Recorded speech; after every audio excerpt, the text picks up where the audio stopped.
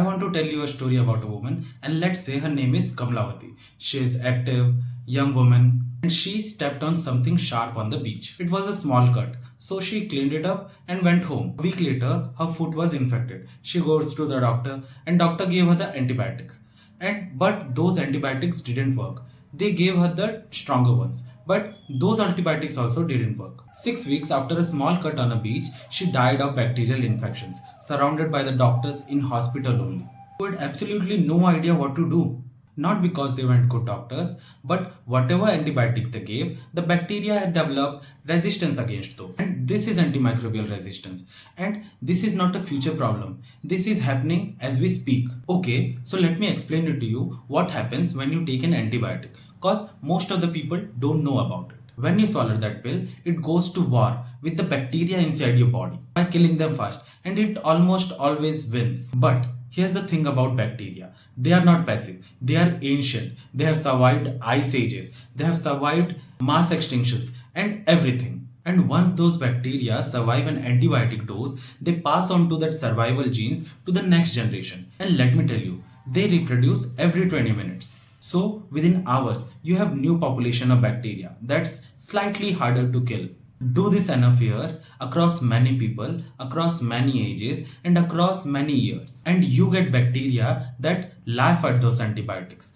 And we call them superbugs. I am sure you have heard about them because they are the worst ones. MRSA, CRE, and drug resistant tuberculosis. These aren't hypothetical, these are in hospitals right now. I want to give you one number, that is 2050, and AMR is projected to kill 10 million people every year. That's more than cancer. But that is not even the scariest part. The scariest part is what stops working before people start dying. Think about a routine surgery like a hip replacement or a C-section or any appendix surgery. These are only safe because we have antibiotics to prevent post-operative infections. Because without them, routine surgery could be genuinely life-threatening.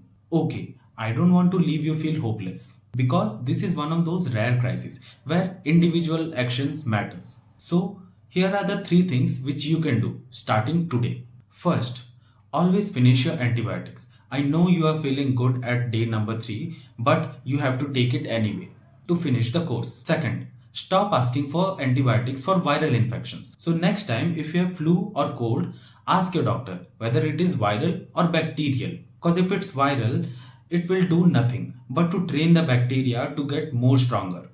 Third, ask questions. If your doctor is prescribing antibiotics, ask them why they are prescribing and what they are prescribing. And on a bigger level, talk about it and share this because awareness is the first step. I want to leave you with this. The discovery of penicillin in 1928 is one of the most important moments in human history. Before antibiotics, people died because of tooth infection or childbirth or a scratch which got infected. Antibiotics didn't just save lives, they changed what it meant to be alive because they gave us safety we had never before. We are at a risk of losing that, not because of something out of our control, but because of choices.